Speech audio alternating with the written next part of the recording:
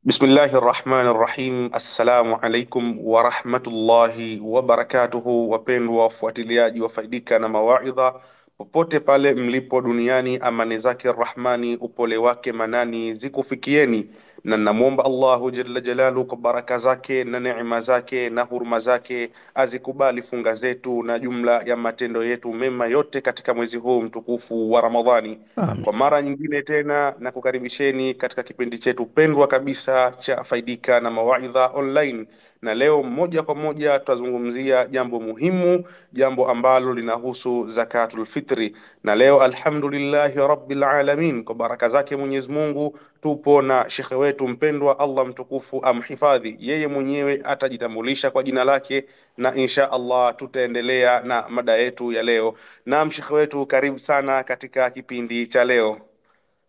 Bismillahi rahmani rahim. Alhamdulillahi rabbil alamin, wassalatu wassalamu ala ashrafi alambiyai walmursalin, rasulina Muhammadin wa ala alihi wa sahbihi wa kulli man ihtada bihadih wastanna bisunnatihi wa daa bidawatihi ila yaumi ddin. Amma baad, tunachukua fursa hii kuwasalimia ndugu zetu Waislamu. Tunawaambia assalamu alaikum warahmatullahi wabarakatuh. Kwa niaba ya watazamaji nasema wa alaikum salam wa rahmatullahi wa barakatuhu.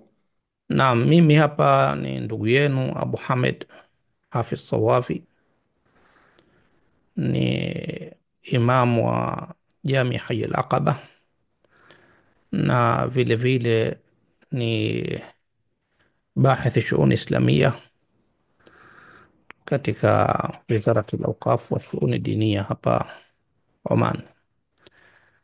Kwa hapa nilipo Ibri, na nina furaha kubwa sana ya kuzungumza na ndugu yangu kipenzi changu Sheikh Ammar Rawahi katika maudhui hizi muhimu sana zinazokamatana na funga yetu ya Ramadhani na pia yanayofuatia baada ya funga ya Ramadhani. Na kama tulivyosikia hapa akiashiria kwamba maudhui yetu itakamatana na masala ya zakatul fitri.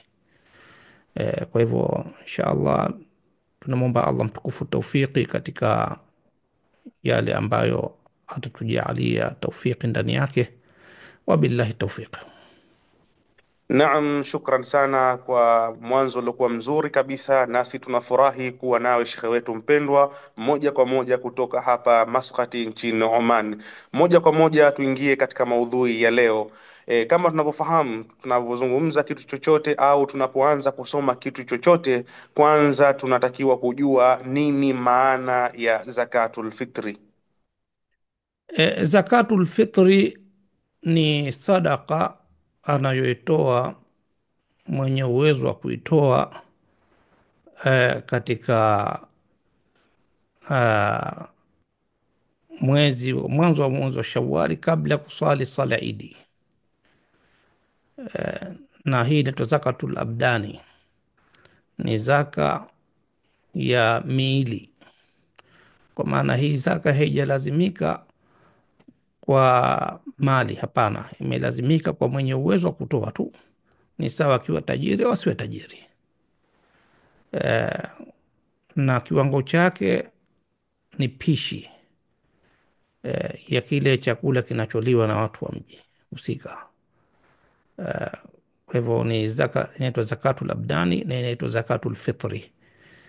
Wakati wa kuitoa ni baada ya kumalizika Ramadhani tu na kabla ya kusali sala Idi.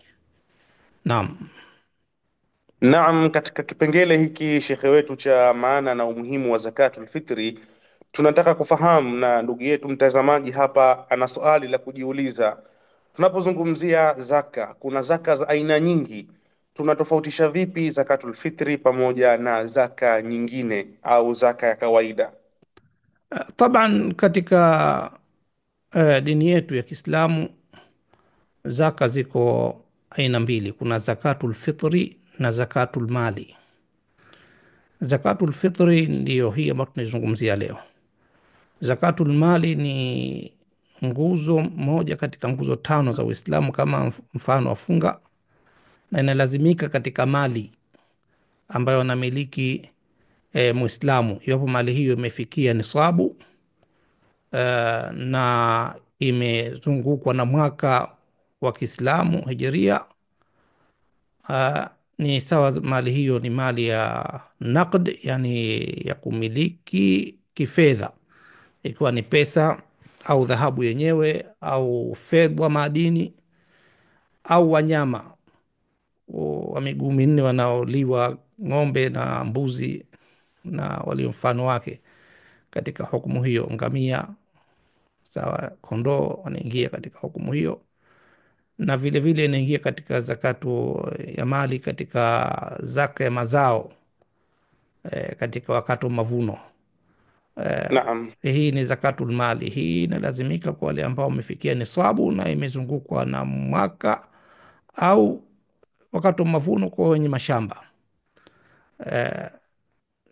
Na hii Mtume wetu Muhammad sallallahu alaihi wasallam ameeleza kwamba la salata limanii zakati walmu'tadi fiha kamani'iha, hana sala yule mwenye kuzuia zaka, imeshamlazimikia hatoi zaka, sala zake hazihesabiwi, na Maanake yule maana yake ambaye mwenye ameangamia. uwezo, E, yule mwenye uwezo kisha kazuia zaka, hata e, sali vipi, e, sala yake e. haikubaliwi. Sala yake ikubali mpaka atubie. Akitubia na, Naam. na sala zake zitakubaliwa. Hakutubia basi anakwenda siku ya Kiyama, sala zake zinafikishwa na hakutii kitu mbele yake.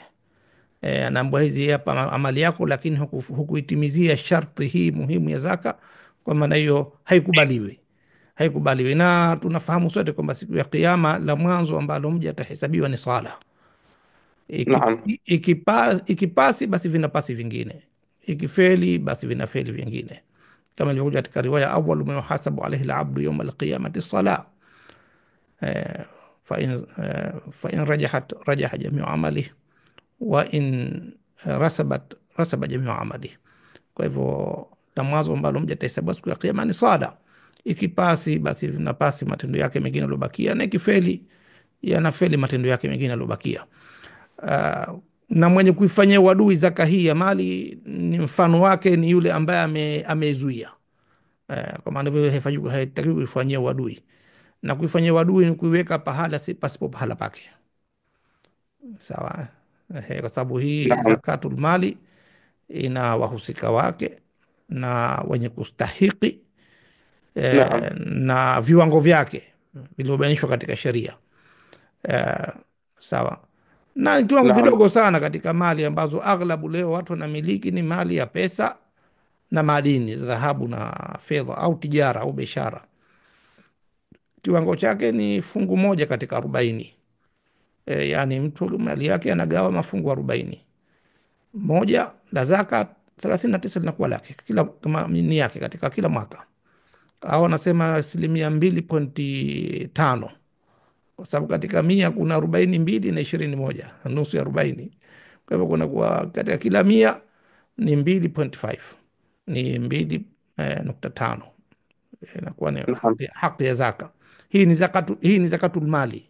Hii inawahusu Zakatul matajiri mali peke yao, peke yao. peke Naam. yao, sawa. Na nisabu ya zakatul mali ni gramu 85 za dhahabu, ima kuwa nazo zenyewe au kuwa na kiwango chake cha fedha zote Naam. zitakazokuwa, kama ni dola za Marekani au ni riali za Omani au shilingi za Tanzania au yote itakayokuwa. Ikishakuwa pesa unayo ina thamani ya gramu 85 dhahabu, ikizungukwa na mwaka, inalazimika kutoa fungu la zaka ndani yake, sawa. Naam. Na kama una Ndio. biashara, kiwango chake kinazingatiwa vile vile, kiwango chake cha kuuza kimo katika soko, sawa. Naam. Hii ni zaka inayolazimika katika mali, inaitwa Ndio. zakatul mali. Hii tofauti kabisa na Zakatul mali, zakatul fitri. Zakatul fitri anatoa yule mwenye uwezo nayo, mwenye uwezo wa kutoa tu basi.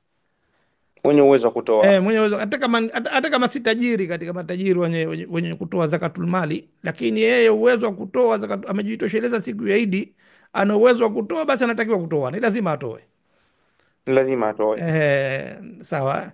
Hii kama alivyotuambia Naam, mtume wetu Muhammad sallallahu alaihi wasallam, sallallahu alaihi wasallam. yukhrijuha arrajulu an nafsihi wa amman yaulu, yani Muislamu anaitolea nafsi yake na yule ambaye memlazimikia kumshughulikia kimaisha, kama mtoto wake au mke wake.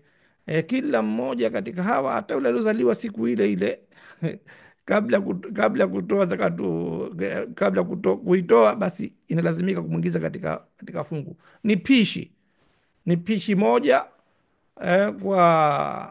kwa kila mtu. Pishi inajulikana kwa kwetu kule Tanzania, Zanzibar, na wanaotokea sehemu za Afrika wanaifahamu pishi. Sawa.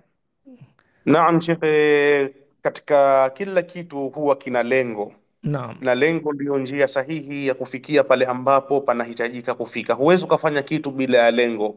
Mm. Zakatu hil fitri ilikuja kwa lengo gani, au tulipewa sisi Waislamu kwa lengo gani? Kwanza kabisa, kutoa zakatul fitri au zakatul mali ni ibada. Naam, Yaani Mwislamu anapotekeleza hii, yeye nafsi yake moja kwa moja anatakiwa kuwa na ikhlasi ya kuitekeleza hii kwa kufanyia kazi mafundisho aliokuja nayo mtume wetu Muhammad sallallahu alaihi wasallam. sallallahu alaihi wasallam. Kwa hivyo hikma yake kubwa zaidi katika ibada zote, ikiwemo hii zakatul fitri, sawa, ni kufanya juhudi ya kupata maridhio ya Allah mtukufu. Kwa maana unapotekeleza wewe, unatekeleza ibada, Naam, umo katika ibada, unapata thawabu ndani yake na maridhio ya Allah mtukufu. Mengine ambayo yamekuja katika baadhi ya hadithi kuelezewa kuhusiana na zakatul fitri, kwamba tuhuratan lisaimi, kwamba ni kitakaso cha kumtakasa mwenye kufunga, wa tu'matan lilmasakini, na vile vile ni chakula kwa ajili ya masikini wasio na uwezo katika siku ile Idi. Kwa maana hiyo, hii imekuja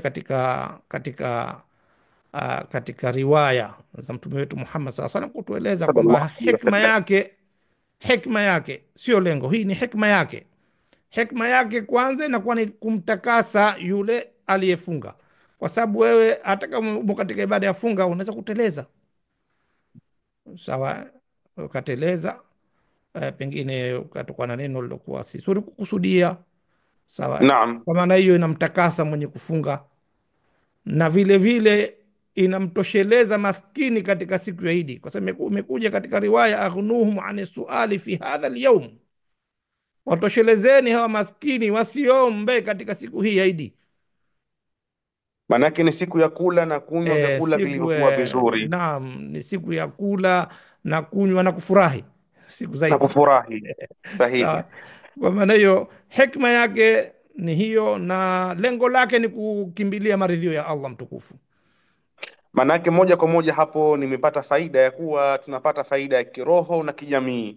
Yeah. Kiroho maana yake tunapata kuridhiwa na Mwenyezi Mungu, hali Eh. kadhalika kijamii, wale ambao hawana uwezo wa kununua vyakula vilivyokuwa vizuri, hasa vile vyakula pendwa katika mji, watapata fursa ya kupata vyakula hivyo na kufurahi katika siku hii muhimu kabisa, siku ya Eid.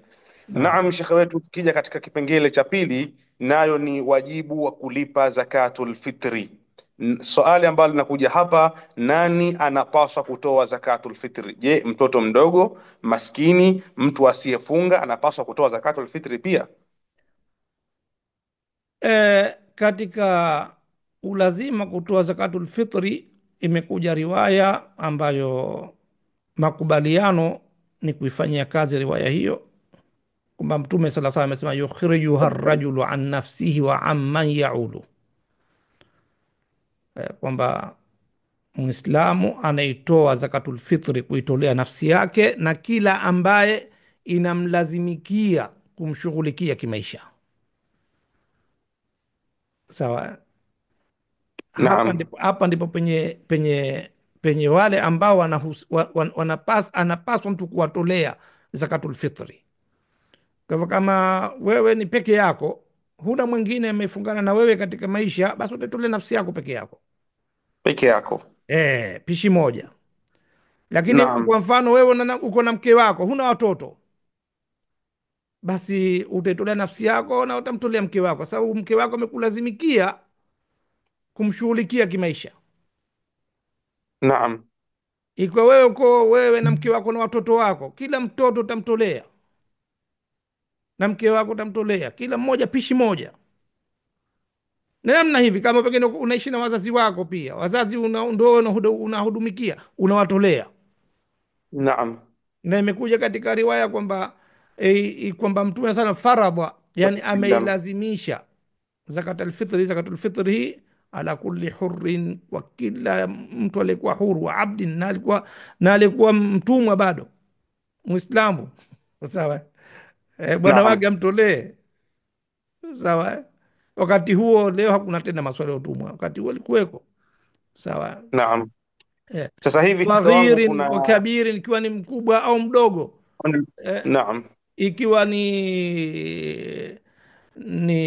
hurin au abdin, tushazungumzia. Ikiwa rajuli au imraatin, ikiwa mwanamme au mwanamke, wote umelazimika. Kwa ufupi, yote hii ni kuonyesha kwamba mtu anatoa nafsi yake na kila ambaye amemlazimikia kumshughulikia katika maisha yake. Kwa Nafikiri. sasa hivi, ndugu mtazamaji, hapo anaweza kawa na swali la kujiuliza. Naam. Mfano mimi mathalan nina kampuni eh, na nimewatoa wafanyakazi sehemu mbalimbali, si kampuni tu, labda naweza nikawa na nyumba na wafanyakazi kutoka sehemu mbalimbali ambao mimi ndio nawahudumikia, nawalisha, nawapa kila kitu. Sasa hawa wafanyakazi wangu hawa ambao niko nao, je, ni lazima na wao kuwatolea mimi zakatul fitri, la kuwa wao hawana uwezo? hawa ni wafanyakazi, Naam. kwa maana wanafanya kazi kwa malipo, hejamlazimikia yeye kuwashughulikia kimaisha. Ikiwa kuna fungu la kuwa wanaolipata chakula pengine na wengineyo, ni katika mkataba wa kikazi baina yao. Kwa maana hiyo, wao watajitolea nafsi zao wenyewe, yeye lazimi kuwatolea, sawa. Shukran sana na e, kitu. la, Naam. lakini vile vile, Ndiyo. ikiwa ametaka idhini kwao ya kuwatolea na wao wakaridhia, anaweza kuwatolea. Lakini kwa kwamba anawatolea tu moja kwa moja kwamba imemlazimikia kuwatolea, la.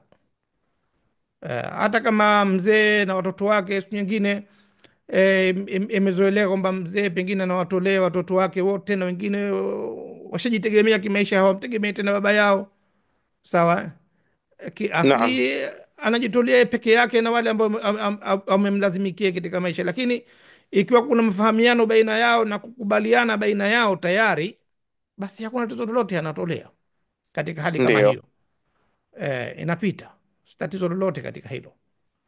eh, Naam, shekhe wangu, pia katika suala jingine kuhusiana na swala hili la zakatul fitri, mtu kafunga, Muislamu kafunga Ramadhani, ambaye yupo chini yangu mimi nayemwangalia, kafunga Ramadhani, imefika siku kabla ya Eid, labda siku ya 28, ikafika ahadi yake, kafariki. Je, yule aliyefariki kabla siku ya Eid al-Fitri, je, inalazimikiwa kutolewa zakatul fitri? la, yeye kashatangulia mbele ya haki. Allah Naam. mkufa mkubalie mema yake Allahumma amin ya rab. na msamehe makosa yake, na msitirie maovu yake. Huyu hamtolei tayari, amefariki kabla ya lailatul Eid, yani kabla ya usiku wa Idi, sawa. Amefariki kabla ya usiku wa Idi, yani hii zakatul fitri wakati wake ifahamike, wakati wake ni baada ya kuzama jua la siku ya mwisho ya Ramadhani. Iko umeendama 29, ina maana tunamkia Idi baada ya sala magharibi, tayari wakati wa kutoa zakatul fitri unaanza, na kabla ya kusali sala Idi. Kutokana hapo, hata salatul Idi, Idil Fitri, inapendelewa kucheleweshwa kidogo, kucheleweshwa ili watu wapate nafasi ya kuweza kutekeleza ibada ya zakatul fitri, sawa. Sawa sawa. Kwa maana kama amefariki kabla ya hapo, khalas, hatolewi zakatul fitri tena.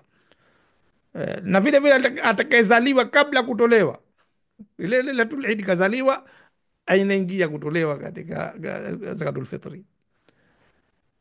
Naam, shekhe wetu. Pia suala Wallahu jingine alam. katika Naam. kipengele hiki cha pili, moja kwa moja tuangalie limitation ya area ya kutoa zakatul fitri. Maanake inatakiwa utoe kwa area kiwango gani? Mfano labda mkoa, wilaya, au unaweza ukavuka hata mipaka kwenda nchi nyingine kupeleka zakatul fitri. Kisheria hili tunalizungumzia vipi?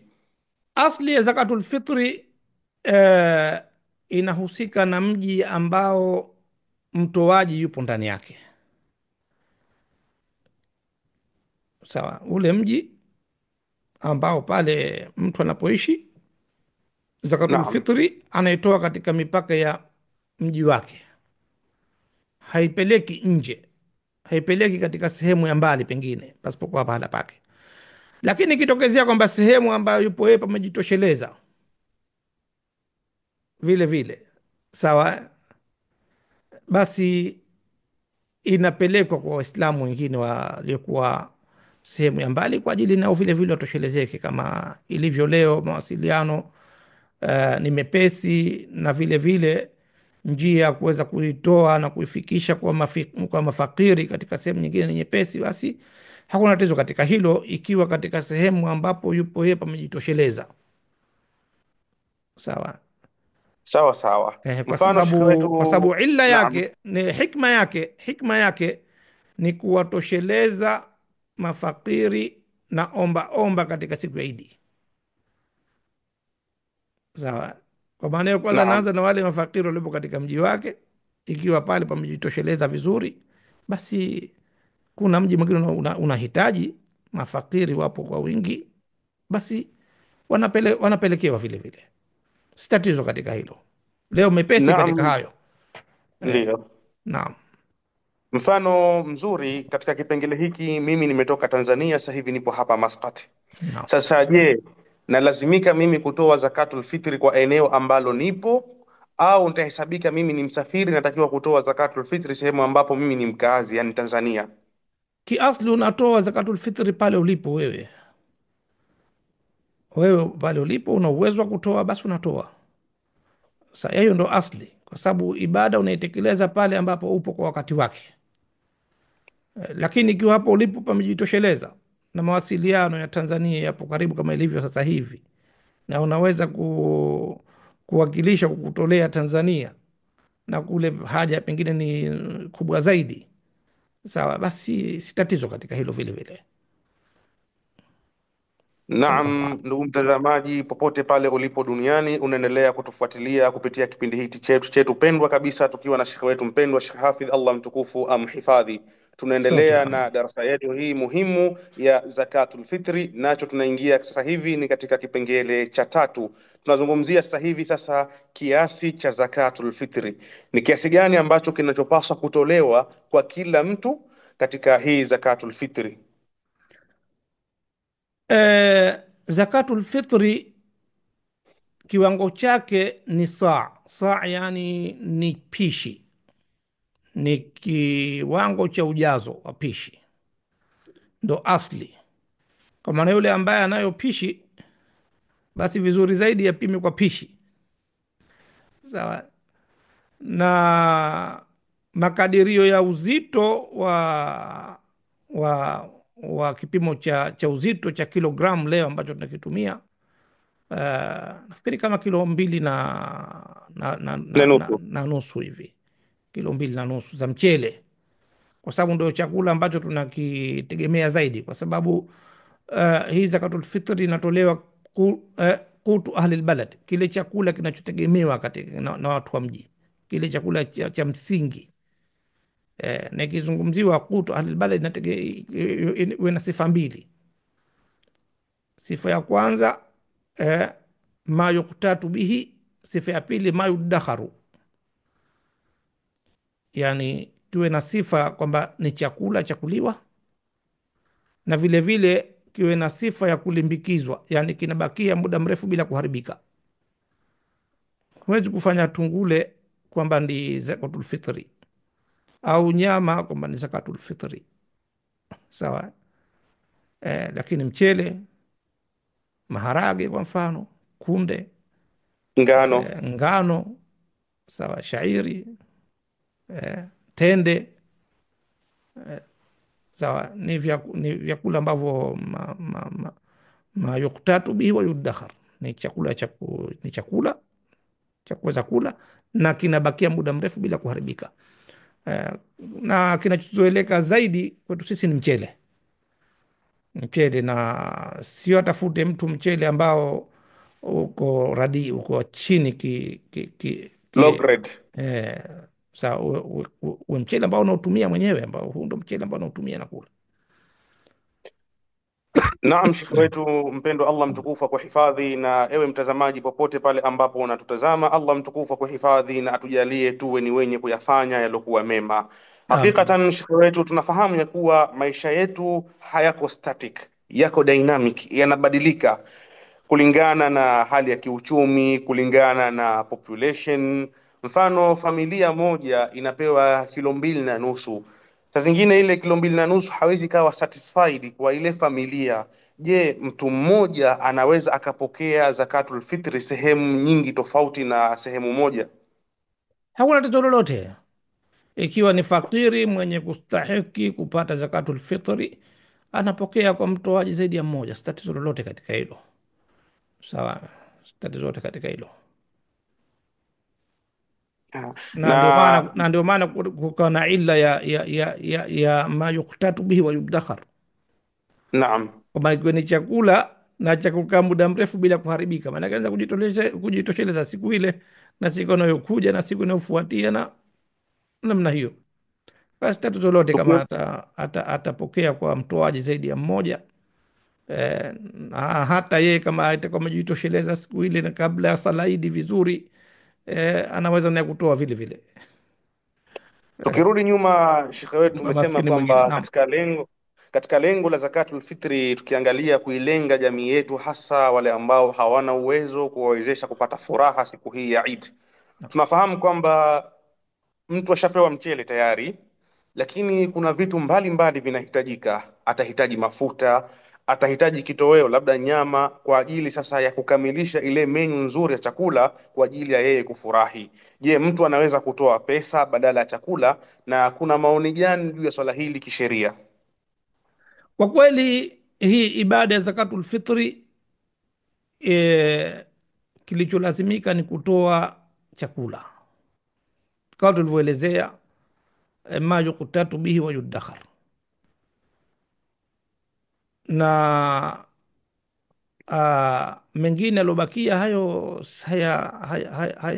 ikiwa mtu atatoa ni sadaka tu ya kawaida, ni sadaka yake jitolea kumpa maskini. Lakini zakatul fitri ni hii tulioieleza hapa, kwa sababu imekuja taajini ndani yake, kuna maainisho ndani yake, na kutoa thamani yake kwa pesa. Sawa, wanavyoni wameshadidia ndani yake, wameshadidia sana katika masala hiyo. Wako ambao wamekubalisha na wengine wengi wamesema hapana, haikubaliki, ni chakula kama ilivyokuja nas ya ibada hii. e, kwa maana hiyo si masala kwamba maskini apatiwe mafuta ya kupikia, apatiwe na la, sadaka yake ni hii pishi moja ya chakula ikiwa ni mchele, ikiwa ni maharage, ikiwa ni mtama, ikiwa yenye sifa hizi mbili tulizozieleza hapa. Sawa, kwa sababu hii ni ibada tauqifia. Naam. Hii ni ibada kama ilivyokuja sheria kuiainisha. Sawa. Na ilipoelezwa kwamba aghnuhum ani suali fi hadha alyawm, watoshelezeni na kuombaomba katika siku hii, yani kuombaomba hichi cha lazima kilichoelezwa hapa katika hii sheria, katika hili masala zakatul abdani, zakatul fitri. Kwa maana hiyo kutoa thamani ya zakatul fitri kwa kweli ni kujiingiza katika khilafu, ni kujiingiza katika khilafu, kujiingiza katika swala lenye mzozo ndani yake baina wanavyuoni.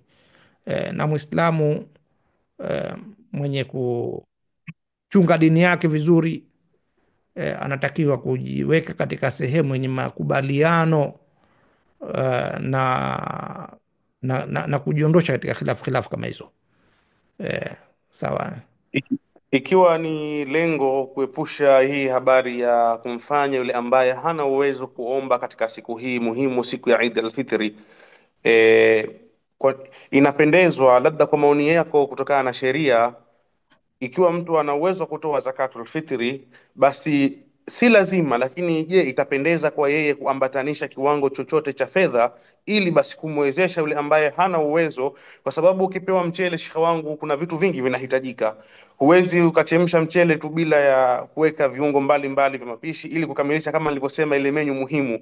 Sasa umesema kwamba swala hili la kutoa thamani ya zakatul fitri ni swala la khilaf na tunatakiwa kujiweka mbali nalo. Sasa yule ambaye ana uwezo wa kipesa, je, itampendeza kwake yeye kuchukua zakatul fitri, japo sio lazima na kiwango chochote cha fedha, ili kuepusha swala hili la kuomba? Kwa sababu ukimpa maskini mchele peke yake, atafikiria sasa vingine nitatoa wapi, manake atarudi kule kule, na hili lengo la kuomba litakuwa bado halijakamilika. Nazungumzia vipi swala hili, shekhe wetu? Taban, tumeeleza sisi kwamba uh, kitakachotolewa zaidi ya kile kilicholazimika ni sadaka, mtu amejitolea tu, Naam. lakini haihesabiwi kwamba ni zakatul fitri. Sawa, ni sadaka. Hata hii zakatul fitri sio kwamba aliyefunga inamwangukia, hapana. Imekuja katika hadithi, man akhrajaha qabla salati fahiya zakatu maqbula wa man akhrajaha baada salati fahiya sadaqatu min sadaqati, atakayeitoa kabla ya sala basi hiyo ni zaka yenye kukubalika, na yule ambaye ataitoa baada ya sala, inakusudia sala Idi, basi ni inahesabu kama ni sadaka katika sadaka za kawaida tu. Kwa maana hiyo, yule ambaye ametoa zakatul fitri na akaongezea juu yake chengine, ile ni sadaka ya ziada, mwenyewe amejitolea kupata thawabu ya Allah mtukufu. Hakuna tatizo lolote katika hilo. Sawa. Naam, ndugu mtazamaji, popote pale Hakuna tatizo ulipo lolote katika duniani, hilo. Sawa. katika hilo. Naam. Muhimu kwanza ni kutekeleza ile ibada ambayo ni lazima umetoka kuitekeleza. Zakatul fitri, pishi moja ya chakula chenye sifa Naam, mbili: sifa ya kwamba ni chakula na kinalimbikizika, kinabakia muda mrefu bila kuharibika. Ikiwa bila ametoa kuharibika. ziada nyingine ka pesa pengine au mafuta ameweka ameongezea, hiyo ni ziada yake, sadaka yake, amejitolea kwa kutaka thawabu za Allah mtukufu. Hakuna tatizo lolote. Mlango wa sadaka ni mlango uko wazi. Sawa. Naam, Ibadatun malia, anachokitoa mtu chochote katika sadaka, Allah mtukufu anakikubali na kinaingia katika mezani za mema yake, ikiwa amelifanya hilo ikhlasan lillahi taala. Naam. billahi taala. Naam, ndugu mtazamaji, popote pale ulipo duniani, usisahau kusubscribe channel yetu pendwa kabisa Faidika na Mawaidha, hali kadhalika kushare kwa jamii, ili na wao wapate kufaidika kipindi hichi muhimu, kwani tunaelekea katika nyakati zake muhimu kabisa, nayo itakuwa ni sadaka kwako wewe. Naam, shekhe wetu, tunaelekea katika kipengele cha 4, nayo ni wakati wa kutoa zakatul fitri. Sasa hivi tupo katika Ramadhani ya 25. Je, ni wakati gani mzuri wa kutoa zakatul fitri? Na je, naweza nikatoa zakatul fitri kabla ya ile siku ya Eid al-Fitri, kabla ile sala ya Eid al-Fitri? Nafikiri tumeashiria hilo kabla Naam, katika tuliyozungumza kwamba wakati wa kutoa zakatul fitri ni baada ya kuzama jua katika siku ya mwisho wa Ramadhani, ule usiku wa kuamkia Idi, baada ya kusali magharibi na kabla ya kusali sala ya Idi, ule wote ni wakati wa kutoa zakatul fitri, ndo wakati wake unaotakiwa kutekelezwa hii zakatul fitri. Hata yule ambaye anawakilisha wengine kumtolea kwa walioko mbali, kwa mfano pengine hapa Omani amwakilisha mtu kumtolea zakatul fitri katika nchi ya Tanzania kwa mfano, basi anatakiwa amtolee katika wakati huo kwa mujibu wa majira ya Tanzania. Manake ni kutoa baada ya kuzama jua la siku ya mwisho ya Ramadhani na kabla ya kuswali sala Idi, ule usiku wa kuamkia Idi ndio wakati wa kuitekeleza ibada hii ya zakatul fitri. Ndio wakati wake, na imekuja katika riwaya tumeeleza kabla hapo kwamba Mtume sala salam amesema, man Alhamdulillah. akhrajaha qabla salati fahiya zakatu makbula, yule ambaye ataitoa hii zakatul fitri kabla ya sala idi, hiyo itakuwa ni zaka yenye kukubalika mbele ya Allah mtukufu. Waman akhrajaha ba'da salati, na yule ambaye ataitoa baada ya kuswali sala idi, ameitekeleza baada ya kuswali sala idi, fahiya sadaqatu min as-sadaqat, itakuwa ni sadaka kama sadaka nyingine zilizobakia.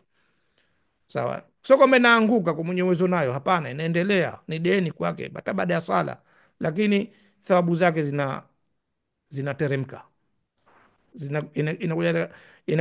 inakuja katika kiwango cha sadaka za kawaida tu, sio zakatul fitri. Imefahamika vizuri kabisa. Kwa maana hiyo ni Naam, vizuri kabisa. wakati wake ni kabla kuswali sala idi na baada ya kuzama jua la siku ya mwisho Ramadhani, na kabla ya hapo kuna khilafu baina ya wanavyuoni, kama mtu ataitoa kabla ya kuingia usiku wa idi, ikuwa ataitoa mwezi 29 au mwezi 28 au mwezi 30 wa Ramadhani, tunasulia siku ya 30 Ramadhani, siku ya 29 au kabla hapo, kuna khilafu baina na vyuoni. Ikiwa unataka sehemu ambayo wakati ambao hauna matatizo, wakati ambao una makubaliano, basi ni huu tulioeleza hapa, usiku wa kuamkia idi na kabla ya kuswali sala idi, na wakati mzuri zaidi ni baada ya sala alfajiri. Kama pana uwezekano kuitekeleza wakati huo, basi hapo ndio pahala pake hasa ni pazuri zaidi zaidi kabisa. Naam, katika sehemu hii ya 4 kutakuwa na mambo mawili ya mwisho kabla ya kuelekea katika sehemu ya 5. Mfano, tuko hapa Oman. Oman na Tanzania tumepishana takriban saa nzima. Ikiwa mimi hapa Oman nimeamka nimechelewa kutoa zakatul fitri, sala tayari Idi ishapita, lakini nikiangalia kwa majira Tanzania, sala ya Idi tayari bado haijasaliwa. Je, ile zaka yangu ambayo nimechelewa kuitoa hapa Oman naweza nikaireplace kwa kuitoa Tanzania kwa kuangalia majira kwamba kule bado hawajasali sala ya Idi? Zakatul fitri mazingatio yake ni wakati wa pale inapotekelezwa, ndo wakati wake. Sawa, kwa mfano tumeeleza hapo kabla, kwa mfano wewe una mtu umemwakilisha kutolea kutoka Tanzania, mfano ulitoa Tanzania, Naam, pengine una ndugu zako mafakiri taabani, unataka kuwa zaka yako alfitri wafikie wao, na hapo pana kujitosheleza kiasi kikubwa katika swala hili. Sawa, kwa maana hiyo kule itatekelezwa kwa wakati wa kule Tanzania, haitazingatia wakati wako hapo Omani. Mazingatio ni majira ya wakati wa pale inapotekelezwa. Achilia mbali kutofautiana nyakati za sala, ikiwa kutakuwa na tofauti ya muandamo wa mwezi. naam, Kwa mfano sasa hivi sisi tuna tofauti sisi hapa Omani na Tanzania katika muandamo wa mwezi kwa siku moja. Sisi tumewatangulia kwa siku moja, sawa. 29 ya kwetu, kule ni 28 wao. sahihi. Siku ni hiyo hiyo, lakini tarehe ya muandamo ni tofauti, sawa. Sisi hapa pengine 29 ukaindama, tukamaliza sisi funga ya Ramadhani 29, tunaamka na Idi, hali ya kwamba wao siku tunaamka sisi na Idi, wao kule itakuwa ni ngapi? Itakuwa 30 wao, Itakuwa ni 29 kwao, 29 kwao, 29. bado wanaendelea kufunga, wanaangalia mwandamo, hawatoi. Itakuwa na tofauti ya siku nzima, sio kwamba jamaa yuko Omani tunamtolea wakati wake kule. Hapana, wakati wa kule Tanzania. kwa sababu mafakiri wanaohusika na ile zakatul fitri ni wakule Tanzania, sio hapa Omani. Mazingatio ni majira yao kule, ni ibada inatekelezwa kwa majira ya kule. Kwa hivyo si masala ya kutofautiana kwa saa, hata kama kuna tofauti ya siku itatekelezwa kwa mujibu wa majira ya mji husika. Nafikiri imefahamika vizuri kabisa. Vizuri kabisa. Naam, katika suala la pili katika sehemu hii ya nne, ikiwa mtu amesahau hakuweza kutoa zakatul fitri kabla ya sala, nini anapaswa kufanya? Huyu manake yeye amesahau, hajakusudia kutokutoa, amesahau Kwa na nia aliyesahau, yake ilikuwa ni kutoa. kwa aliyesahau, kwa aliyesahau wakati wake ni pale anapokumbuka tu.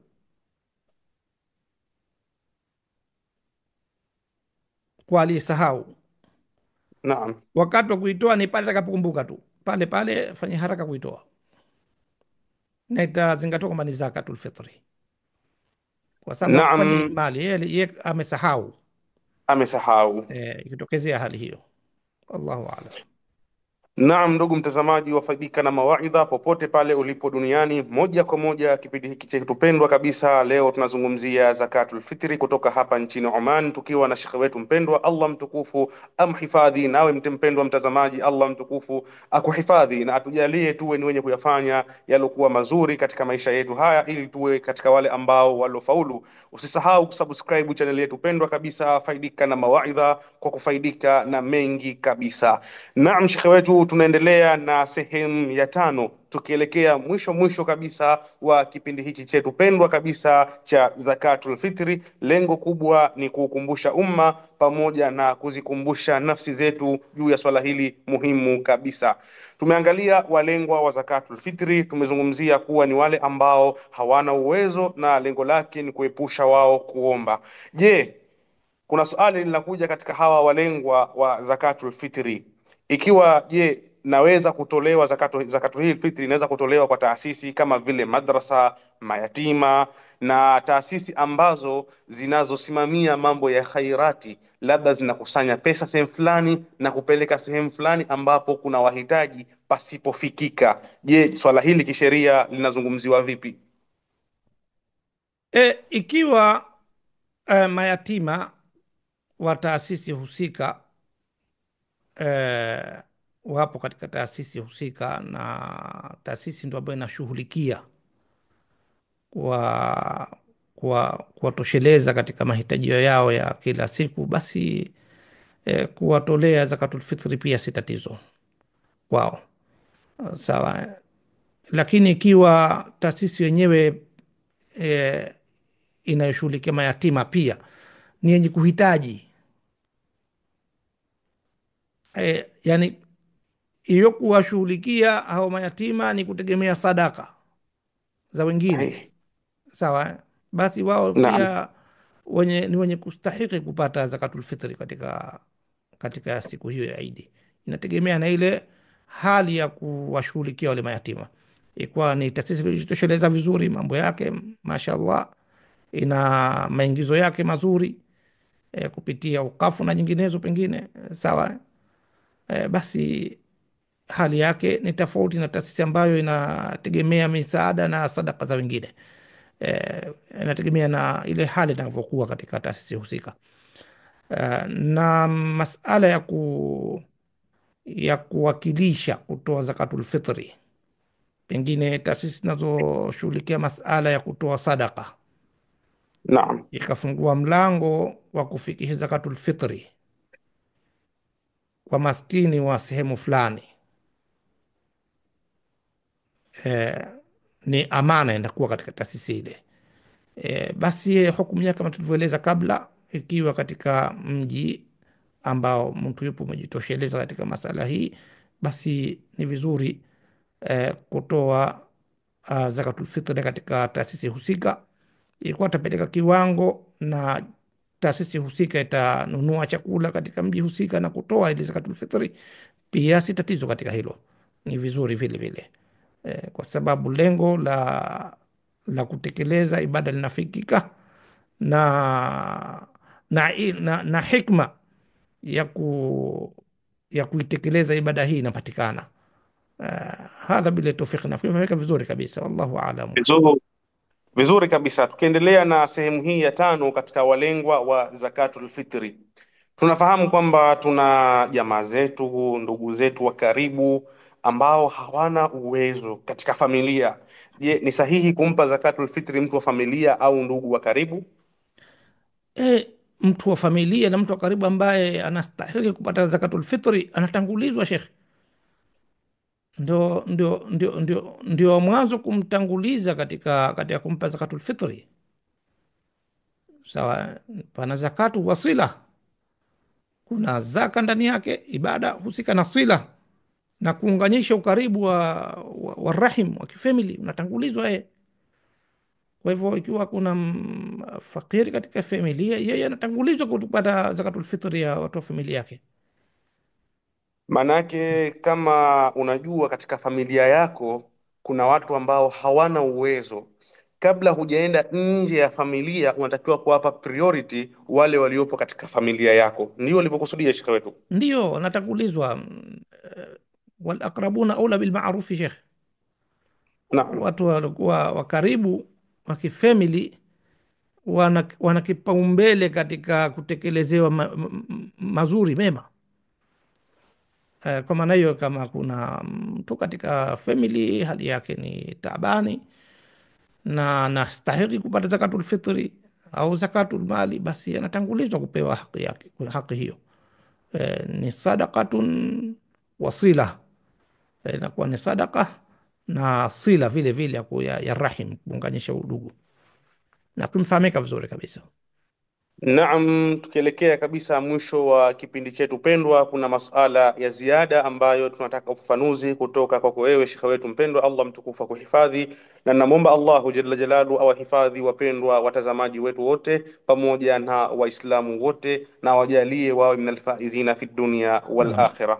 amin. Suala jingine ambalo ni suala la ziada kuelekea mwisho wa kufunga kipindi chetu hiki, je, zakatul fitri inaweza kutolewa kwa njia ya kidigitali, mfano mobile bank au bank transfer? Labda watu wamekaa wakaanzisha kitu ambacho kiko kulingana na hali ya teknolojia ya sasa, labda ukanunua kifurushi cha mchele online mfano, kuna kitu kama hiko, yani wakafanya utofauti. Je, swala hili tunalizungumzia vipi? Kwa sababu hali ya dunia inabadilika. Taban, hizi ulizozieleza hapa ni wasail, ni njia za kufikisha pesa kutoka sehemu moja kwenda sehemu nyingine. Naam, Eh, Lengo kwamba pale ilipofikishwa pesa ile, kwa sababu mchele huwezi kuupeleka kwa digitali, shekhe. sahihi. Sawa, we ima utanunua halafu mwenye kuhusika atapokea. Ikiwa yule fakiri anapokea mchele, anapokea ile zakatul fitri yenyewe, hakuna tatizo lolote katika hilo. Wewe umetoa thamani yake, yeye amepokea Naam, kile kinachostahiki, si tatizo lolote katika hilo. Allahu aalam. naam. Tukielekea mwisho wa kipindi chetu hikipendwa kabisa, shekhe wetu mpendwa, ni ipi nasaha zako kuelekea katika swala hili la zakatul fitri, na ni ipi nasaha yako katika kuelekea katika sherehe za Eid al-Fitri? Nasaha yangu ya kwanza ni kufahamu kwamba ibada ya funga lengo lake kubwa ni kuilea nafsi katika uchamungu, uchamungu ambao ndiyo sababu ya kupata maridhio ya Allah mtukufu, na ndiyo sababu ya kupata aliyoyatayarisha Allah mtukufu kwa waja wake wema. Kumalizika kwa ibada ya funga ya mwezi mtukufu wa Ramadhani si kufunguka mlango wa maasi, bali ni kuendeleza uchamungu katika nafsi. Kwa maana hiyo, Waislamu baada ya funga ya Ramadhani tulazimike na uchamungu katika nafsi zetu, katika maisha yetu, tujiepushe na yote aliyoharamisha Allah mtukufu, na tuwe wepesi kuelekea katika yale aliyoridhia Allah mtukufu. Siku ya Idi ni siku ya furaha, si siku ya maasi. Siku ya Idi ni siku ya kupongezana na kupeana sadaka na faraja, na siyo siku ya kufanya fujo. Kwa hivyo wasia wangu mkubwa ni kuendeleza uchamungu baada ya Ramadhani na kutekeleza ibada hii ya zakatul fitri, eh, kwa sababu imeelezwa kwamba ni faridha kutoka katika ulimi wa mtume wetu Muhammad sallallahu alaihi wasallam. Basi hii ndio wasia wangu katika wakati huu. Wabillahi taufiq. Naam, ndugu mtazamaji, popote pale ulipo duniani, tunafikia mwisho wa kipindi chetu pendwa kabisa cha Zakatul Fitri. Ikiwa una maoni au una masuala ya ziada, moja kwa moja tuandikie kupitia comment hapo chini. Hali kadhalika wasiliana nasi kupitia namba zetu za WhatsApp. Moja kwa moja utapata kujibiwa suala lako kupitia dalili za kisheria. Tunakushukuru sana shekhe wetu mpendwa kwa kuwa nasi faidika na mawaidha katika siku hii ya leo, tukizungumzia zakatul fitri. Hakikatan hatuna cha kukulipa ila Mwenyezi Mungu atakulipa yalokuwa bora zaidi kwa hii elimu ambayo umetupa. Barakallahu fikum wa jazakumullahu khaira, wa nasala subhanahu wa ta'ala yataqabbala minna wa minkum wa min jami'il muslimina salih al-a'mal wa Allahumma yatajawaz amin. an sayyiatina wa yahshurana ma'a al-muttaqina wa yansura ikhwanana fi ardh Filistin. Allahumma amin. ربنا آتنا في الدنيا حسنة وفي الآخرة حسنة وقنا عذاب النار. وصل آمين. اللهم على رسولنا محمد وعلى آله وصحبه أجمعين. سبحان ربك رب العزة عما يصفون وسلام على المرسلين والحمد لله رب العالمين.